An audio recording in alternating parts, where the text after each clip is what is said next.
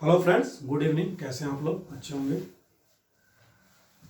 स्वतंत्र राज्यों के उदय के में हमने पढ़ लिया था, सभी टॉपिक्स कवर हो गए थे। लास्ट टॉपिक जो बता था सिखों से रिलेटेड या सिख राज्य क्या।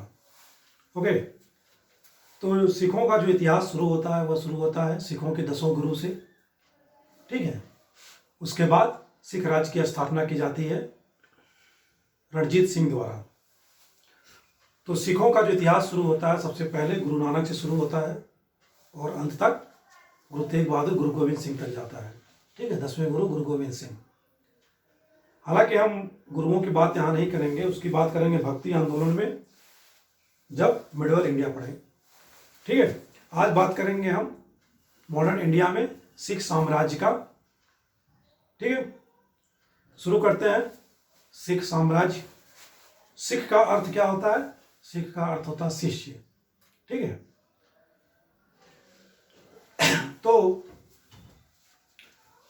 गुरु गोविंद सिंह की मृत्यु के बाद क्या है, गुरुओं की जो सिखों की जो राजनीतिक नेता बन के उभरता है वो कौन उभरता है? बंदा बहादुर।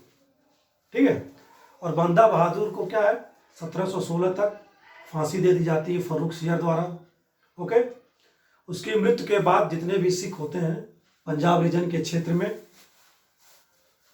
वह दो प्रथाओं का प्रचलन करते हैं। एक क्या होता है? सरबत खालसा और दूसरा गुरु मत्ता।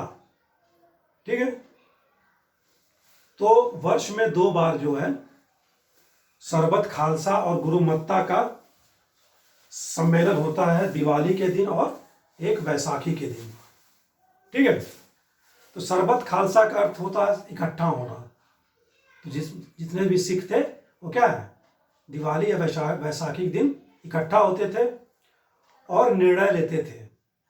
गुरु मत्ता का अर्थ ही होता है क्या? निर्णय लेना।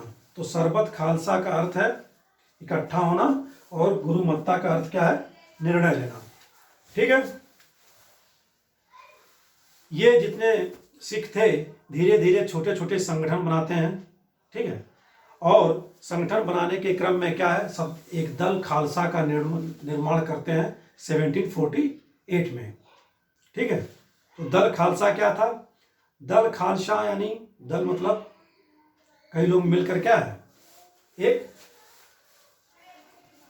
नियमित रूप से ग्रुप बनाते हैं जैसे 1748 में। और वो क्या करते हैं, राखी प्रथा शुरू करते हैं। राखी प्रथा क्या थी? राखी प्रथा थी राखी प्रथा के थ्रू वो आर्थिक स्थिति सुदृढ़ करने की कोशिश करते हैं दल खालसा द्वारा। तो राखी प्रथा क्या थी कि प्रत्येक गांव से क्या है, जो उपज हो रही है कृषि का उसका 1/5 भाग प्राप्त किया जाता था। और इसके बदले दल खालसा क्या करती थी, गांव की सुरक्षा का भार लेती थी। ठीक है, तो राखी प्रथा यही थी, गांव की सुरक्षा के लिए कृषि उपज का प्रत्येक गांव से 1/5 भाग प्राप्त करना। ओके, जैसा हम जानते हैं कि पानीपत के तृतीय युद्ध के बाद यानी 1761 के बाद मराठे क्या है, शक्तिहीन हो गए थे और मुगल भी क्या है 18वीं शताब्दी में कमजोर हो चुके थे। इसी के अर्थ में क्या है कि जो पंजाब का क्षेत्र है पश्चिम का, ठीक है, वहां अफगान आक्रमणकारियों का मुकाबला करने के लिए कोई भी राज्य सत्ता रहने जाती है। तो ऐसे में क्या है, इस अवधि में सिखों ने क्या किया, अफगान आक्रमणकारियों का मुकाबला किया। ठीक है, और इसी क्रम में सिखों द्वारा 1764 में सिक्के जारी किए जाते हैं। सिक्के जारी करने का क्षेत्र में अर्थ यह हुआ कि उस क्षेत्र में क्या है, आपका प्रभुत्व है, इसलिए आप क्या है अपने नाम से सिक्के जारी कर रहे हैं। ठीक है, जैसे नादिर शाह ने 1747 में क्या है 2 माह रहा और 2 माह में ही उसने अपने नाम के सिक्के चलवाए। तो सिक्के जारी करने का अर्थ है किसी क्षेत्र में क्या कि उस क्षेत्र पर आपकी प्रभुसत्ता कायम हो चुकी है या वह क्षेत्र आपके प्रभुत्व में है। तो सिखों ने देग फतेह लेख से युक्त नाम से लेख से युक्त क्या किया, शुद्ध चांदी के सिक्के चलाए। देग, तेग और फतेह कौन थे? गुरु गोविंद सिंह के पुत्रों के नाम थे। ठीक है, उन्हीं के नाम पर सिक्के चलाए गए, बाद में पढ़ेंगे हम इनके बारे में। तो इससे क्या हुआ, पंजाब में सिख संप्रभुता का घोषणा हो गई। ठीक है।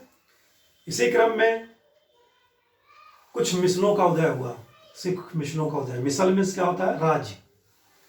पंजाबी भाषा में कहें तो मिसल मीन्स स्टेट्स या राज्य। ठीक है। तो 1763 से लेकर 1773 तक, यानी करीब 10 वर्षों में पंजाब का जो क्षेत्र था, आज का भारत का पंजाब और पाकिस्तान का भी पंजाब क्षेत्र, लाहौर, और उसमें क्या है, टोटल 12 मिसलों या राज्यों का उदय हुआ। तो 12 राज्यों में जैसे हम मान सकते हैं, रणजीत सिंह जिस मिसल से थे, क्या नाम था, सुकेर चकिया। ठीक है। आहलूवालिया, भंगी, कन्हैया, ठीक है, नक्कई, निशानिया हो गया, फुलकिया हो गया। तो ऐसे ही क्या, टोटल 12 मिसलें यानी 12 राज्यों का उदय हुआ, जो विभिन्न क्षेत्रों पर, पंजाब के छोटे छोटे क्षेत्रों पर क्या है, शासन करती थी। तो उसी एक मिसल में से राज्य के सुकेर चकिया, ठीक है, उसी में से आते थे रणजीत सिंह। ओके। तो सुकेर चकिया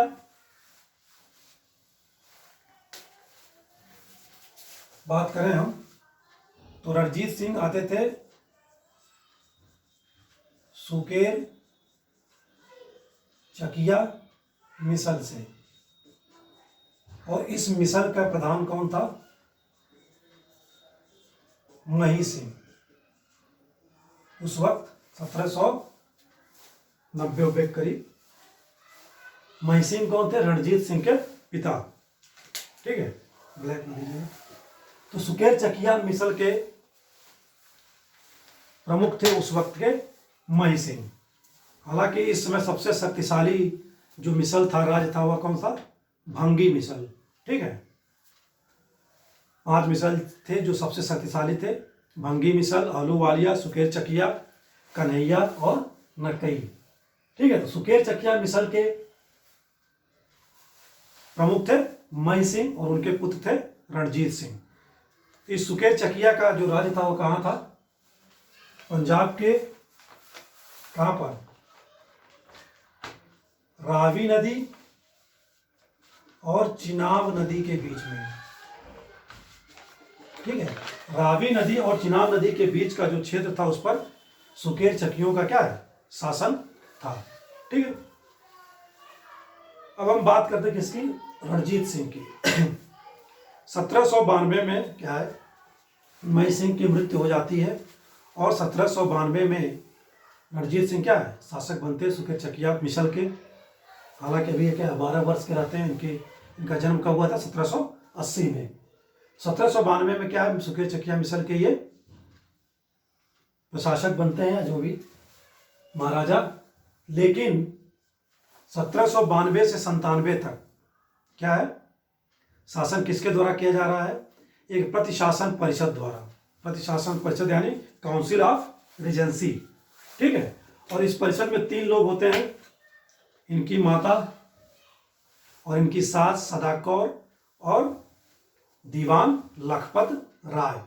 ये तीनों लोग क्या है, 5 साल प्रतिशासन के रूप में परिषद में रहकर काम करते हैं मिसल के लिए।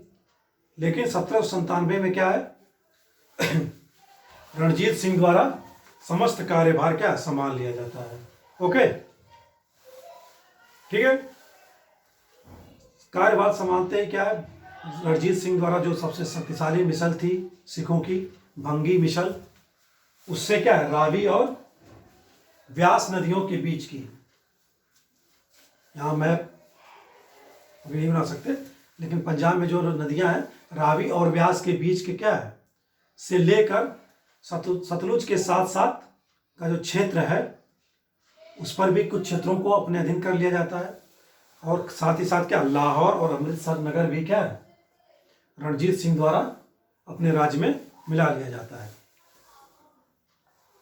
इसी बीच 1798 में जो अब्दाली का पोता था जमान शाह, ठीक है, अब्दाली का पोता जमान शाह, जो पंजाब का क्या है, अपने आप को स्वामी मानता था, उसके द्वारा कई आक्रमण किए जाते हैं और लास्ट में 1798 में जमान शाह द्वारा क्या है,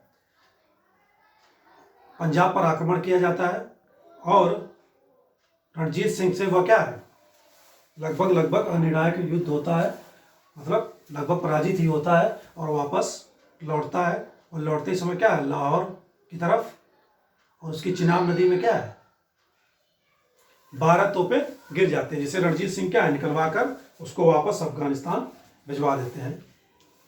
इससे प्रसन्न होकर क्या है, जमान शाह उसे लाहौर की पर अधिकार करने की अनुमति दे देता है। ठीक है, तो रणजीत सिंह द्वारा 1799 में क्या है, लाहौर पर अधिकार कर लिया जाता है। ओके, 18वीं शताब्दी के अंत तक क्या है, जितनी मिसलें थी वो विघटित होना शुरू हो जाती हैं, मतलब टूटना शुरू हो जाती है।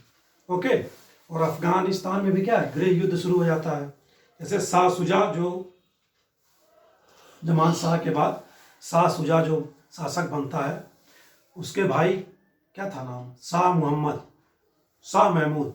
ठीक है, शाह महमूद द्वारा क्या है, वहाँ के कबीलाइयों नेताओं द्वारा, जैसे दोस्त मोहम्मद से मिलकर क्या है, इसे शाह शुजा को अफगानिस्तान से निष्कासित कर दिया जाता है। गृह युद्ध होता है। इस बीच क्या होता है, रणजीत सिंह द्वारा इसका लाभ उठाया जाता है और जो मध्य पंजाब का क्षेत्र था उसको जीतकर सिख राज्य की, एक बृहद सिख साम्राज्य की स्थापना की जाती है तलवार की शक्ति पर। ठीक है, तो ये दो कारण थे। 18वीं शताब्दी में मिसलों का विघटन भी होता है और अफगान में गृह युद्ध भी चलता है। ओके, जमान शाह द्वारा इससे अनुमति दी गई लाहौर पर अधिकार करने की, और जमान शाह क्या है, रणजीत सिंह को राजा की उपाधि भी देता है और अपना सूबेदार भी मान लेता है लाहौर का। ठीक है, तो इस तरह लाहौर क्या है, रणजीत सिंह की राजनीतिक राजधानी बन जाती है। ओके, 1805 में क्या है, रणजीत सिंह द्वारा आगे चलकर अमृतसर पर भी क्या है, अधिकार कर लिया जाता है। और अमृतसर किसके अधीन थी, भंगी मिसल के। ठीक है, तो भंगी मिसल से अमृतसर छीन लिया जाता है और इस तरह अमृतसर क्या, रणजीत सिंह की राजधानी बनती है। कौन सी, धार्मिक राजधानी। तो एक तो लाहौर राजनीतिक राजधानी, ठीक है, लाहौर क्या हो गई,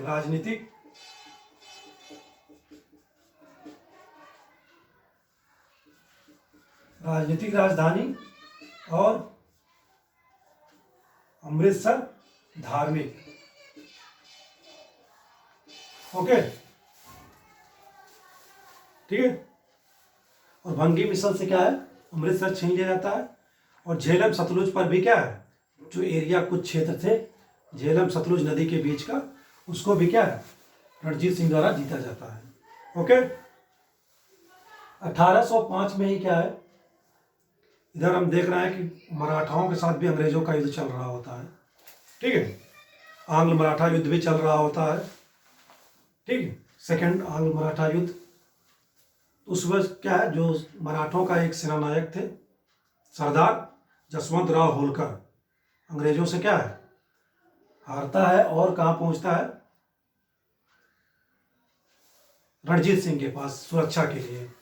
ठीक है, उसके पीछे कौन आता है, जनरल लेक, अंग्रेज आते हैं और जसवंत राव होलकर को संरक्षण दिया जाए या न दिया जाए, इस पर क्या है, सिख नेता या मिसलें क्या है, विचार करती हैं।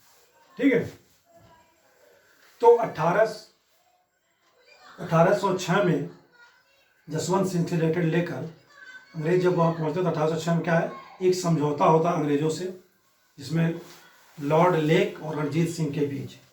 ओके, क्योंकि रणजीत सिंह सतलुज के जो पार का क्षेत्र है, पूर्व की तरफ बात करें हम, इस साइड नेपाल साइड था, ठीक है, उन प्रदेशों पर अपना अधिकार जताने की कोशिश करता है। बहुत सारे क्या है, वहाँ के राजाओं को रणजीत सिंह द्वारा जीता जाता है। तो सतलुज के पूर्व में कौन कौन, लुधियाना हो गया, पटियाला हो गया हरियाणा का, कैथल जिंद हो गया। ठीक है, तो इससे काफ़ी दुखी हो जाते हैं जो सिख राजा थे या अन्य राजा थे। ठीक है, वह जाते हैं किससे, अंग्रेजों से मदद लेते हैं और अंग्रेजों से दिल्ली में मुलाकात होती है। तो इसी बीच 1806 में जो लॉर्ड लेक द्वारा रणजीत सिंह से समझौता किया जा रहा था लाहौर में, वहां पर उसमें इस समझौते में क्या है, इस सतलुज पार के क्षेत्र को शामिल किया जाता है। सतलुज के पार के क्षेत्र को क्या है, लुधियाना और पटियाला वाला, इसको पंजाब का मालवा क्षेत्र भी कहते हैं। ठीक है, तो याद रखेंगे पंजाब का मालवा क्षेत्र, सतलुज के पार वाला क्षेत्र जो है लुधियाना और पटियाला। ठीक है, तो 1806 में समझौता आता है लॉर्ड लेक और रणजीत सिंह के बीच। ठीक है, डर से कि अंग्रेजी सेना क्या है, सिख साम्राज्य पर आक्रमण न करे, समझौता होता है क्या कि होलकर को अमृतसर छोड़ने के लिए कहा जाए रणजीत सिंह, यानी कि संरक्षण नहीं दिया जाए। अमृतसर में रहता है जसवंत राव होलकर, तो अमृतसर छोड़ने को कहा जाता है, पहली कंडीशन होती है। तीसरा कि अंग्रेज क्या है, फौज हटाएंगे सिख साम्राज्य से, और मित्रवत रहने की स्थिति में अंग्रेज क्या है, आक्रमण नहीं करेंगे। ओके, और जो सतलुज पार के क्षेत्र पर अपना अधिकार रणजीत सिंह द्वारा जताया जा रहा है, वो अधिकार भी क्या करें, छोड़ दें।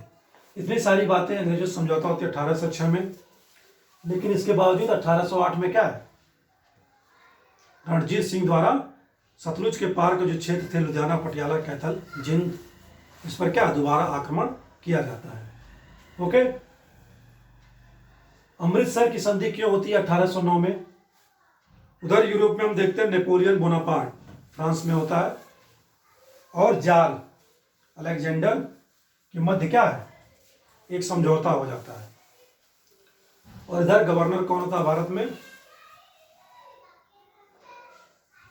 1807-8 में? Lord Hasting. वॉरेन हेस्टिंग 73 में, और लॉर्ड हेस्टिंग का 1807 से 13 तक। लॉर्ड हेस्टिंग को भय सताता है क्या कि नेपोलियन और जो रूस का है, रूस का बड़ा चूंकि एशिया से भी लगता है, मध्य एशिया होते हुए, तो उसे भय सताता है क्या कि नेपोलियन और जार या रूस मिलकर क्या है, भारत की तरफ अंग्रेजों के विरुद्ध क्या करें, इधर की तरफ न बढ़े, युद्ध न करें। तो इस भय से क्या है, वह मेटकाफ को संधि करने के लिए भेजता है कहाँ, रणजीत सिंह के पास। और 1809 में क्या है, अमृतसर की संधि होती है अमृतसर में। रणजीत सिंह फिर खौफ में आ जाते हैं कि अंग्रेज आक्रमण न करें, इसलिए क्या है, फिर संधि करते हैं 1809 में मेटकाफ से। इसमें बाद दोनों की सीमा निर्धारित की जाती है, अंग्रेजी राज्य की और सिख साम्राज्य की। वो कौन सी सीमा होती है, सतलज नदी। जहां सतलज नदी के पूर्व में क्या है, वो अंग्रेजों की अधिकार क्षेत्र में है, अधिकार क्षेत्र मान लिया जाता है, और सतलज नदी के पश्चिम में क्या है, रणजीत सिंह का।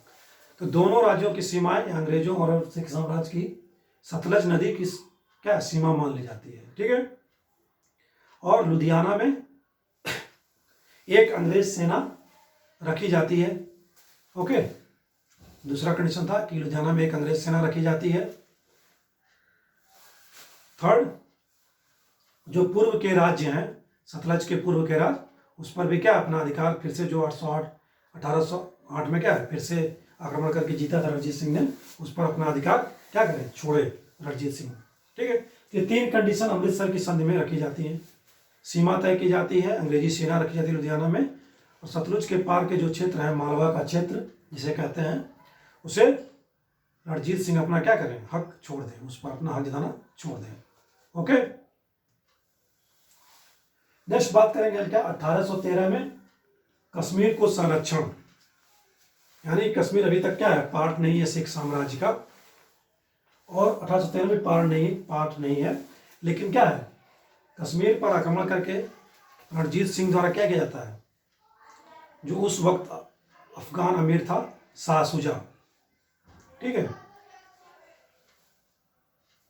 कश्मीर को अपने संरक्षण में ले लिया जाता है, ठीक है, प्रोटेक्शन में।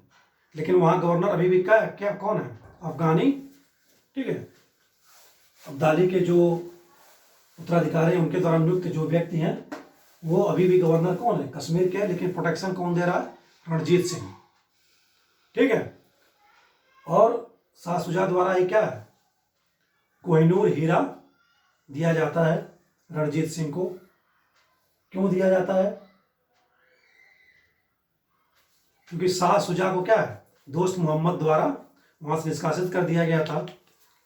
ठीक है, और संरक्षण सहायता के बदले दी जाती है कि काबुल पर उस विजय के लिए क्या है, काबुल पर सहायता करने के लिए रणजीत सिंह उसकी सहायता करें, तो क्या है, उसी के एवज में वो कोहिनूर हीरा देता है, सहायता मांगता है। लेकिन रणजीत सिंह द्वारा क्या है, कोई उचित उत्तर नहीं दिया जाता है। ओके, इसलिए शाह शुजा क्या है, अंग्रेजों के पास संरक्षण में लुधियाना में जाके रहने लगता है शाह शुजा। ओके, नेक्स्ट जो बात करेंगे हम, इसी क्रम में क्या है, मुल्तान पर भी अधिकार कर लिया था 1818 में, जो दोस्त मोहम्मद के अधीन हो गया था, अधीन था मुल्तान। ओके, नेक्स्ट 1831 में जो है स्वयं लॉर्ड विलियम बेंटिंक जो भारत का गवर्नर है,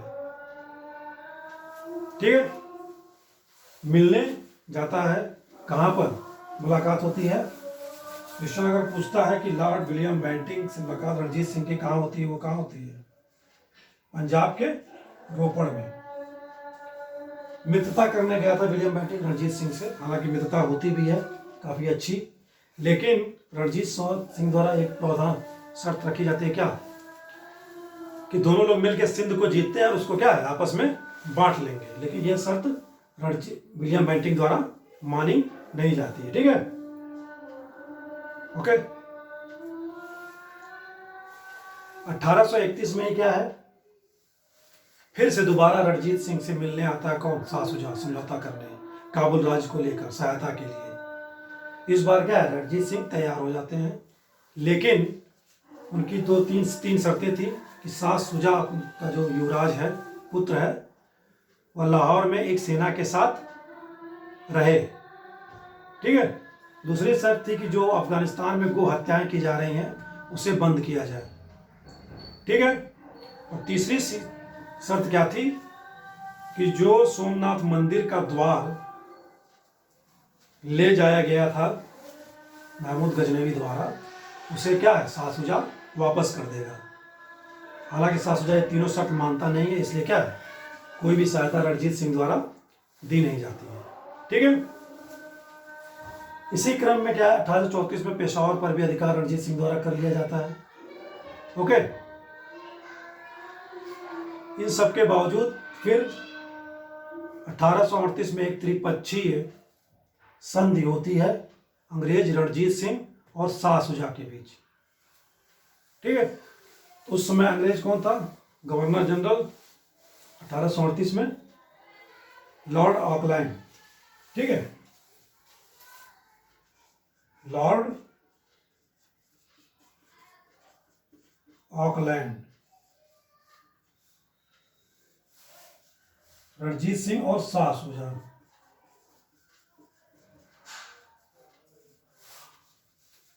ओके,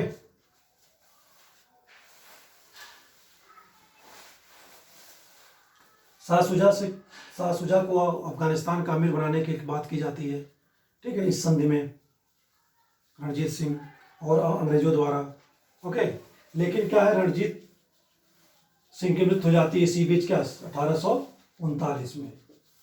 ओके, इसलिए यह क्या है, त्रिपक्षीय जो संधि 1838 में फलित नहीं होती है। ओके, तो यहां तक रणजीत सिंह का इतिहास रहा।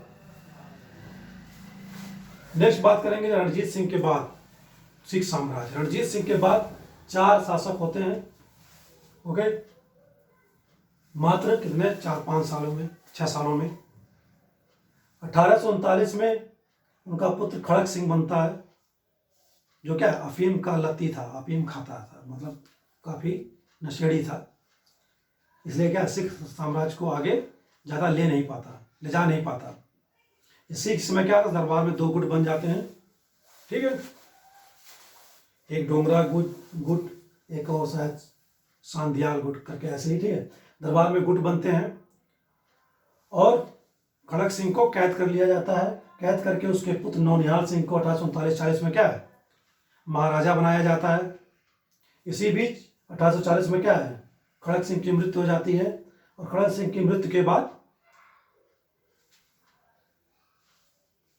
नौनिहाल सिंह द्वारा उसका जब दाह संस्कार करके वापस लौटा जाता है, तो एक दरवाजे की जो सैतीर होती है, ऊपर का भाग, और टूटकर इसके ऊपर गिरता है नौनिहाल सिंह के ऊपर, और इसकी क्या है, मृत्यु हो जाती है।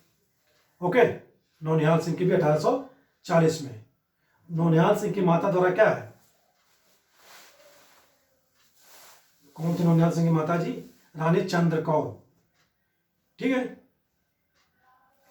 उनके द्वारा शासन प्रशासन थोड़ी देर चलाया जाता है, कुछ समय तक। शेर सिंह जो इसके बाद आएंगे, शेर सिंह जो रणजीत सिंह के पुत्र थे, ठीक है, वो फिर शासक बनते हैं 1841 से 43 तक, ठीक है। अजीत शेर सिंह की भी मृत्यु क्या है, वजीर जो उस समय रहता है उसका, अजीत सिंह, गोली मारकर हत्या कर दी जाती है। ओके, तो ऐसी गुटबाजी जो है दरबार में चल रही थी।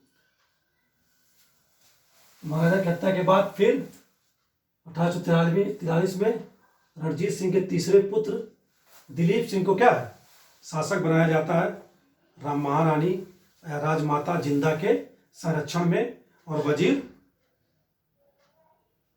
कौन सा, डोगरी जवाहर सिंह, ठीक है, जवाहर सिंह के, जवाहर सिंह कौन था, महारानी जिंदा का भाई था, ठीक है। इसके बाद दिलीप सिंह 1843 से लेकर 1849 तक। ओके, नेक्स्ट जो बात करेंगे हम आंग्ल सिख युद्ध की, आंग्ल सिख युद्ध की।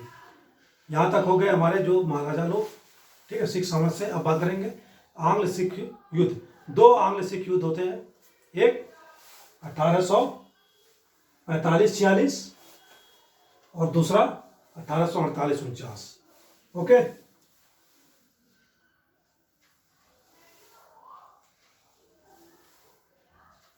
तो आंग्ल सिख युद्ध 1845-46 में शुरू होता है, और इसमें क्या टोटल 5 युद्ध किए जाते हैं, ठीक है। 5 युद्ध, मुदकी, फिरोज शाह और बद्दोवाल और आलीवाल। हालांकि ये चारों युद्ध में क्या है, कोई निर्णय नहीं निकलता, यानी अनिर्णायक ही रहते हैं। लेकिन जो 5वां युद्ध था सबोराव, ये निर्णायक सिद्ध होता है, क्योंकि जो इसके सेनापति थे सिख साम्राज्य के लाल सिंह और तेजा सिंह, उनके द्वारा क्या है, धोखा दिया जाता है, अंग्रेजों से मिल जाते हैं। इसलिए क्या है, अंग्रेज विजयी होते हैं फरवरी 1846 में। ओके, पराजित होने के बाद लाहौर की संधि की जाती है कब, दिसंबर 1900 लिखा होगा, 1800 होगा, ठीक है, बाई मिस्टेक, 1846 में लाहौर की संधि होती है, मार्च 1846 में। क्या क्या संधि रहती है कि सतलज के पार का जितना भी पूरा क्षेत्र है उस वो क्या क्या है, महाराजा द्वारा छोड़ दिया जाए, यानी दिलीप सिंह द्वारा छोड़ दिया जाए। अभी दिलीप सिंह है महाराजा, 49 तक, अल्पवयस्क रहते हैं अभी, छोटे पुत्र, ठीक है। दूसरा जो प्रोविजंस किया जाता है लाहौर की संधि में, वह क्या, सतलज और ब्यास नदियों के बीच के जितने भी दुर्ग हैं उन पर भी अधिकार क्या है, महाराजा द्वारा छोड़ दिया जाए, ठीक है। नेक्स्ट, कश्मीर जो मिलाया गया था रणजीत सिंह द्वारा, उसको गुलाब सिंह को 1 करोड़ रुपए में बेच दिया जाता है, ठीक है। सिखों की सैनिक संख्या जो थी घटाकर 12,000 घुड़सवार कर दी जाती है और 20,000 पैदल। मतलब अब सिख साम्राज्य में क्या है, रणजीत सिंह के समय 40,000 सेना थी, पैदल या घुड़सवार, ठीक है, उसको 12,000 कर दिया जाता है, और पैदल सैनिक 20,000 कर दिया जाता है, ठीक है। अल्पवयस्क दिलीप सिंह को क्या है, महाराजा स्वीकार कर लिया जाता है, और रानी जिंदा को उसका संरक्षक, और लाल सिंह को क्या है, वजीर, क्योंकि लाल सिंह ने अंग्रेजों का साथ दिया था, उसको वजीर, ठीक है, स्वीकार कर लिया जाता है। ओके, लाहौर में हेनरी लॉरेंस के नेतृत्व में क्या है, एक अंग्रेजी रेजिडेंसी रखी जाती है, ठीक, अंग्रेज रेजिडेंट नियुक्त होता है, हेनरी लॉरेंस पहला।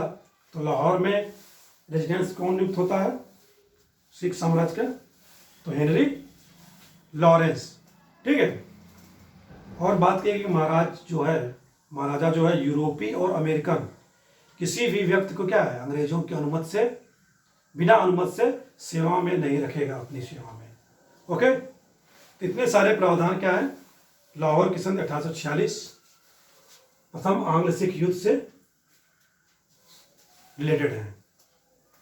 ठीक है, लेकिन 2 दिन बाद ही, इसके 2 दिन बाद ही, इस संधि के 2 दिन बाद ही क्या, लाल सिंह द्वारा फिर से अंग्रेजों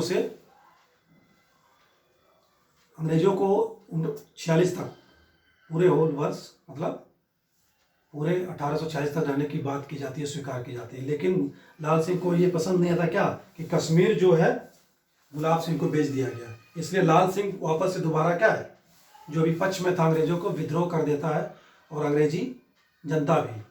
तो विद्रोह के बाद क्या है, फिर अंग्रेज क्या है, दोबारा संधि करते हैं। वो संधि कौन सी थी, पुनः भैरोवाल की संधि होती है दिसंबर 1846 में। तो प्रथम आंग्ल सिख युद्ध में 2 संधियां हो रही हैं। ठीक है, लाहौर की संधि और भैरोवाल की संधि।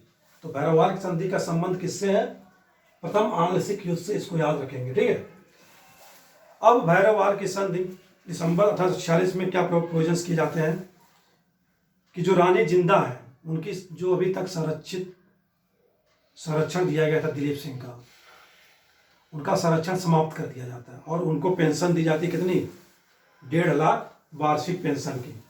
ठीक है, संरक्षण समाप्त किया जाता है दिलीप सिंह से, और 1.5 लाख वार्षिक पेंशन तय कर दी जाती है। और बात की जाती है क्या, सिख साम्राज्य कौन चलाएगा, तो बात यह कि जो अंग्रेज रेजिडेंसी की अध्यक्षता में 8 सिखों का क्या है, समुदाय और क्या शासन प्रशासन चलाएगा सिख साम्राज्य का, लाहौर में नियुक्त किया जाता है। तो भैरोवाल संधि के तहत ये 2-3 प्रोविजंस किए गए। ओके, तो ये हो गया हमारा प्रथम आंग्ल सिख युद्ध। अब हम बात करें किसकी, द्वितीय आंग्ल सिख युद्ध का। द्वितीय आंग्ल सिख युद्ध के बाद ही क्या है, सिख राज्य का विलय कर दिया जाता है 1849 में। 1848 में कौन आता है, गवर्नर जनरल डलहौजी, जो क्या था, एक साम्राज्यवादी था, साम्राज्य विस्तार में रुचि थी उसकी, यकीन रखता था, इसलिए युद्ध होना क्या था, जरूरी था। ओके, लेकिन कारण क्या हुआ द्वितीय आंग्ल सिख युद्ध का, द्वितीय आंग्ल सिख युद्ध का कारण यह हुआ कि जो महारानी जिंदा, ठीक है, उनके साथ व्यवहार गलत किया जाता है। जैसे कि जो उनकी वार्षिक पेंशन तय किया गया था 1.5 लाख, उसको घटाकर कितना कर दिया जाता है, 48,000। दूसरे उनके सारे जो अपने व्यक्तिगत आभूषण थे वो भी उनसे छीन लिए जाते हैं। ठीक है, तो किसी महिला से उसके आभूषण छीन लेंगे तो क्या हो, ये एक अपमान की बात है।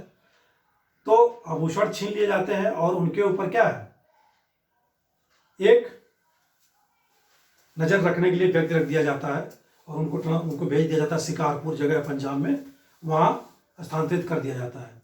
तो इन सब व्यवहारों से क्या है, जो सिख जनता थी और जो सिख सरदार थे, वो क्या है, उनमें विद्रोह उत्पन्न होता है, और वो फिर से क्या है, विद्रोह करते हैं। और इसी मौके का फायदा उठाकर क्या है, डलहौजी द्वारा द्वितीय आंग्ल सिख युद्ध शुरू किया जाता है 1848-49 में। इसमें भी 3 युद्ध होते हैं, रामनगर का युद्ध, चिलियावाला का युद्ध और गुजरात का। इन दोनों युद्धों का नेतृत्व कौन कर रहा है, जनरल गॉफ। ठीक है, ये दोनों युद्ध क्या है, अनिर्णायक सिद्ध होते हैं, कोई निर्णय नहीं निकलता। लेकिन गुजरात का जो युद्ध है, चार्ल्स नेपियर आता है, यहां पर क्या है, ये निर्णायक सिद्ध होता है, और सिख साम्राज्य क्या पराजित होता है। और क्या है, 1849 में, मार्च 1849 में सिख राज्य का विलय डलहौजी द्वारा क्या है, अंग्रेजी साम्राज्य में कर दिया जाता है। ओके, और जो महाराज थे दिलीप सिंह, उनको 5 लाख वार्षिक पेंशन के बदले क्या है, लंदन भेज दिया जाता है पढ़ने के लिए। अभी वो छोटा थे, अल्पवयस्क थे। ठीक है, वहाँ वो जाता है, ईसाई धर्म स्वीकार करते हैं, वहाँ एक जमींदार की तरह रहते हैं। लेकिन फिर 1848 में लौट के आते हैं। ओके, और कोहिनूर हीरा उन्हीं के पास रहता है ना, दिलीप सिंह के पास। तो फिर दिलीप सिंह से कोहिनूर हीरा ले लिया जाता है, और जो ब्रिटेन के राजा थे उसके मुकुट में लगा दिया जाता है। ओके, तो इस तरह क्या सिख साम्राज्य का विलय अंग्रेजी साम्राज्य में हो जाता है। ये थे कौन कौन शासक, युद्ध। ठीक है, अब बात करेंगे रणजीत सिंह का प्रशासन। रणजीत सिंह का प्रशासन की बात करें तो केंद्रीय लेवल पर जो थे 5 मिनिस्टर्स थे, बस ओनली 5 मिनिस्टर्स।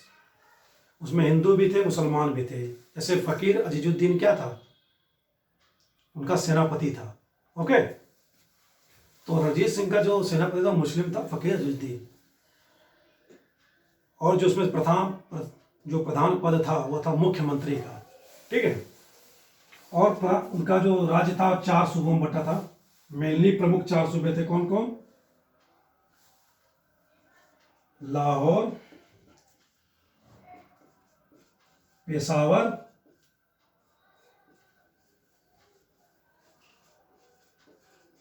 कश्मीर और मुल्तान। ठीक है, प्रत्येक सूबे का, सूबे मतलब प्रांत, मुखिया क्या कहते थे रणजीत सिंह के समय सूबे के मुखिया का? निजाम। ध्यान देंगे इसमें निजाम शब्द है, हैदराबाद की निजाम नहीं। सूबे का जो मुखिया है यहाँ रणजीत सिंह के समय, उसे निजाम कहा जाता था इन 4 सूबों का। ठीक है, और सूबे जो थे बटे हुए थे किसमें? परगना, तालुका और मौजे। मौजे मतलब गांव, मौजों का अर्थ होता है गांव। ठीक है, तालुका 50 से 100 गांवों का समूह था।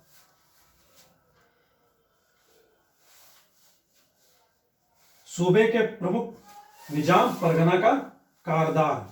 ठीक है, इसके नीचे आ जाएंगे हम तो, कारदार यानी परगना का। तालुका का तालुकेदार, तालुका का प्रमुख तालुकेदार, परगना का कारदार। और मौजे जो होती थी वो पंचायतों के थ्रू इनका प्रशासन चलाया जाता है, पंचायतें होती थी। ठीक है, तो ये था इनका प्रशासन। ठीक है, अगर हम इनकी न्याय व्यवस्था की बात करें, भू राजस्व व्यवस्था की, तो इनका टैक्स भी भू राजस्व 33% से कितना था? 40%। ठीक है, भू राजस्व आय का प्रमुख स्रोत क्या था राज्य का? भू राजस्व व्यवस्था। यह भू राजस्व व्यवस्था 3 तरह से थी। एक बटाई प्रथा, बांटना फसल को, कंकूत, ये सारी भू राजस्व व्यवस्था किसमें? मुगल साम्राज्य में। और एक थी नीलामी। ठीक है, नीलामी के थ्रू क्या है कि भू राजस्व की क्या है? नीलामी कर दी जाती थी।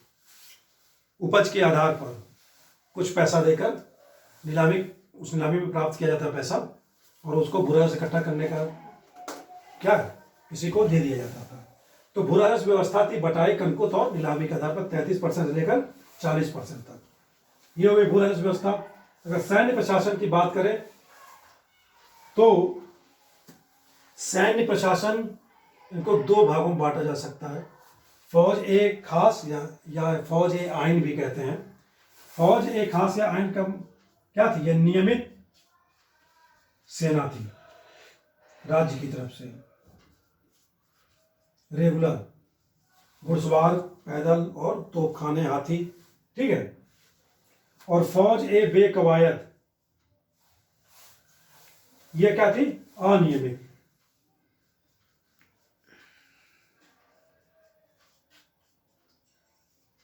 अनियमित सेना थी। ठीक है, इसको भी 2 भागों में बांट सकते हैं, जैसे घुड़चढ़ा खास और मिसलदार। घुड़चढ़ा खास जो थी, इसमें जो व्यक्ति नियुक्त होता था उसे स्वयं क्या है लिखा, क्या है? घुड़चढ़ा मतलब घोड़ा। घोड़ा भी उसका अपना होता था, राज्य की तरफ से नहीं मिलता था। अस्त्र शस्त्र भी क्या है? उस व्यक्ति के अपने होते थे। इसके बदले क्या है? सेवा के बदले वेतन राज्य की तरफ से दिया जाता था। ठीक है, घोड़ा, अस्त्र शस्त्र क्या है? उस व्यक्ति के होते थे, और वेतन राज्य की तरफ से मिलता था, क्योंकि अनियमित सेना है। और मिसलदार, मिसलदार वे सेना थी जो क्या, जो राज्य रणजीत सिंह द्वारा हड़प लिए जाते थे, मतलब हस्तगत कर लिए जाते थे, जीत लिए जाते थे, उनके प्रतिनिधि और सेना क्या है? रणजीत सिंह की सेना के भाग हो जाते थे, और इन्हें क्या दी जाती थी? जागीर। प्रारंभ में तो जागीर दी गई, लेकिन बाद में इन्हें क्या है, वेतन दिया जाने लगा मिसलदारों को। तो मिसलदार वह सेना थी जो राज्य या क्षेत्र रणजीत सिंह द्वारा जीते जाते थे, हस्तगत किए जाते थे, उस सेना के प्रतिनिधि, और वो सेना क्या है, रणजीत सिंह की सेना में शामिल रहती थी, लेकिन अनियमित रूप से। इनको जागीर दी जाती थी, बाद में क्या है, बाद में वेतन देना शुरू किया गया। ओके, न्याय प्रशासन की बात करें तो सूबे पर सबसे बड़ी अदालत किसकी थी, निजाम की, ठीक है। और इस निजाम की अदालत के फैसले के खिलाफ कहाँ पेश हुआ जा सकता था, लाहौर में एक अदालत थी, अदालत उल आला, ठीक है। तो निजाम के फैसले के विरुद्ध भी क्या है, अपील की जा सकती थी अदालत उल आला में। अदालत उल आला कहाँ स्थापित की गई थी रणजीत सिंह द्वारा, लाहौर में। और इसके भी विरुद्ध क्या है, महाराजा के दरबार में पेश हुआ जा सकता था। इसके ऊपर क्या था, ठीक है। सैन्य व्यवस्था क्या थी इसकी, निरंकुश सैन्य व्यवस्था थी। न्याय व्यवस्था क्या था, धार्मिक निरपेक्ष थी, ठीक है। इसीलिए क्या है, जो फ्रांसीसी वो था क्या, पर्यटक था एक, क्या नाम था उसका, विक्टर जाकमा,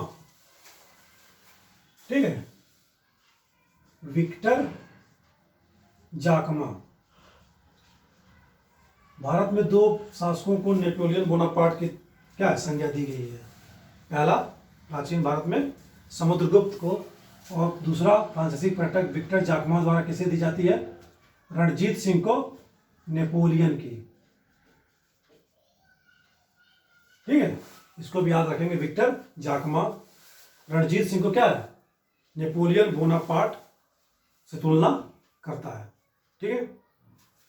सेना की बात की हमने, तो सैन्य प्रशासन में क्या है, सेना नियमित संगठित थी। जब 1838 में governor general Lord Auckland Lahore जाता है, तो रणजीत सिंह की सेना को देखकर क्या है, क्या कहता है, सुंदर सा स्टेटमेंट है, यह विश्व की क्या है, सबसे सुंदर फौज है, ठीक है। ये लॉर्ड ऑकलैंड का स्टेटमेंट था। क्यों, क्योंकि जो उसके वस्त्र थे, निर्धारित वस्त्र थे, जैसे लाल, ऊपर का जो पोर्शन था लाल, और नीचे का जो था पाजामा जिसे कहते हैं, वो क्या था, ब्लू और ब्लैक पट्टी। नियमित रूप से क्या है, ये कपड़े परिधान उनको पहनने पड़ते थे, सेना के कर्मचारियों को, ठीक है। तो ये अगर सिख साम्राज्य से रिलेटेड जो हमने कवर करने की कोशिश की आज की क्लास में, सारे फैक्ट। इस तरह क्या है, जो हमारा नवीन राज्यों का उदय, स्वतंत्र हुए राज्य, उनका चैप्टर क्या है, यहीं पर समाप्त होता है। नेक्स्ट बात करेंगे हम किसकी, मराठों की, मराठा प्रशासन की। आज के लिए बस इतना ही।